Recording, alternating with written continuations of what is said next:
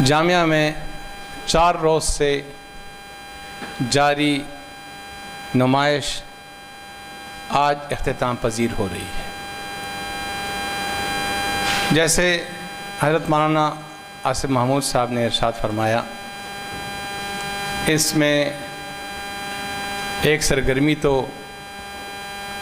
جامعہ کے اندر جو باغیچے ہیں ان کی تزئین، ان کی آرائش، ان کی تحسین، ان کی تجمیل، اور خاص طور سے پھر پرانے گارڈن جو جامعہ عثمانیہ کی خصوصیت ہے اور باغات کے اندر ایک منفرد باغ ہے، اور اس کی انفرادیت یہ ہے کہ اس باغ کے اندر صرف وہ پودے اگائے گئے ہیں جن کا ذکر اللہ تبارک و تعالیٰ نے اپنی کتاب عظیم الشان میں کیا ہے۔ اور پاکستان کے اندر یہ سب سے پہلا قرآن گارڈن ہے۔ اس ملک کے اندر جامعہ عثمانیہ سے پہلے شاید یہ تصور کسی نے نہیں کیا تھا کہ ایسا کوئی باغ اگایا جائے جس کے اندر صرف ان پودوں کو لگایا جائے جن کا ذکر قرآن کریم میں ہے۔ یہ آئیڈیا اگر پاکستان میں متعارف ہوا تو یہ جامعہ عثمانیہ پشاور کا الحمدللہ یہ ملک کے اوپر یہ ایک احسان ہے۔ میری معلومات کے مطابق جامعہ سے پہلے شاید شارجہ میں ایک باغ تھا جو صرف قرآن میں مذکور پودوں کا باغ تھا۔ باقی پوری دنیا کے اندر گویا یہ کہا جا سکتا ہے کہ جامعہ عثمانیہ کا قرآن گارڈن دنیا کا دوسرا حدیقۃ القرآن، دوسرا وہ باغ ہے جس میں قرآنی پودے اگائے گئے، خاص طور سے وہ بھی اس میں پیش نظر تھا اور وہ بھی حوالے کیا گیا طلبہ کے۔ اسی طرح جامعہ کے اندر ایک بہت ہی بہترین اور قیمتی عجائب گھر ہے جو میں سمجھتا ہوں کہ ایک تو حکومتی عجائب گھر ہیں، ظاہر ہے ان کے اندر تو بہت ساری چیزیں ہیں، لیکن اس طرح کسی پرائیویٹ ادارے کے اندر اس طرح کا عجائب گھر کوئی کم ہی ہوگا۔ بہرحال جامعہ عثمانیہ کے طلباء نے اس نمائش کے اندر جس طرح حصہ لیا، جس طرح انہوں نے محنت کی،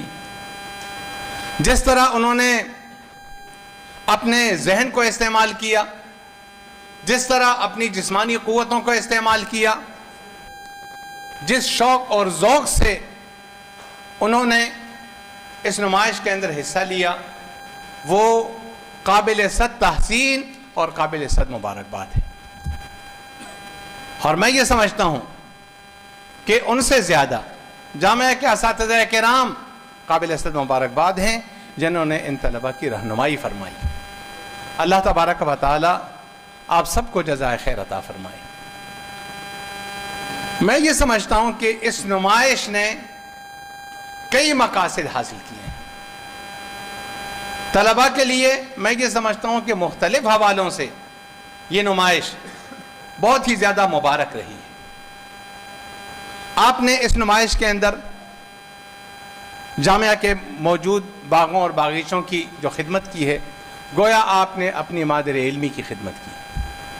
اور آپ نے اپنی مادر علمی کی خدمت کی تو اس کے اثرات آپ کی علمی اور عملی زندگی پر پڑیں گے انشاءاللہ، کہ جہاں آپ نے پڑھا، جہاں آپ نے سیکھا، اس ادارے کے اندر آپ نے ایک ایسی سرگرمی دکھائی جس نے آپ کے اس مادر علمی کے حسن میں اضافہ کیا ہے۔ ایک بات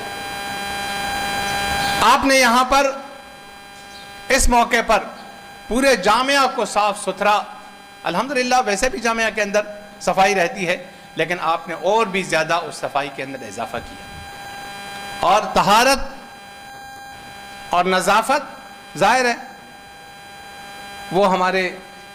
فقہ اور حدیث کے ابواب میں سے اکثر حدیث کی کتابوں کا پہلا باب ہے۔ آپ نے اس محنت سے جامعہ کے حسن کے اندر مزید اضافہ کیا، جامعہ کو اور بھی زیادہ خوبصورت بنا دیا۔ ان اللہ جمیل یحب الجمال، آپ نے اس کے اندر اس نمائش میں حصہ لے کر آپ نے اپنے اعتماد کا گویا اپنے اعتماد کو بڑھا دیا، اس لیے کہ آپ کو شاید خود اپنے بارے میں معلوم نہیں تھا کہ اگر آپ کو اس طرح کا ایک پروجیکٹ آپ کے حوالے کر دیا جائے گا تو آپ اس کامیابی کے ساتھ اس کے مقاصد کو حاصل کر لیں گے۔ شاید اس سے پہلے یہ بات آپ کو خود بھی معلوم نہیں تھی۔ میں سمجھتا ہوں کہ اس سے آپ کی خود اعتمادی میں اضافہ ہوا ہے، آپ کو یہ اپنے آپ پر اعتماد ہونے لگا ہے کہ ہم تو زندگی کے اندر اگر ایک چیز کو ہدف بنا لیں گے، اس کو مقصد بنا لیں گے اور اس کے حصول کی کوشش کریں گے تو انشاءاللہ ہم حاصل کر سکیں گے۔ آپ نے اس نمائش کے ذریعے سے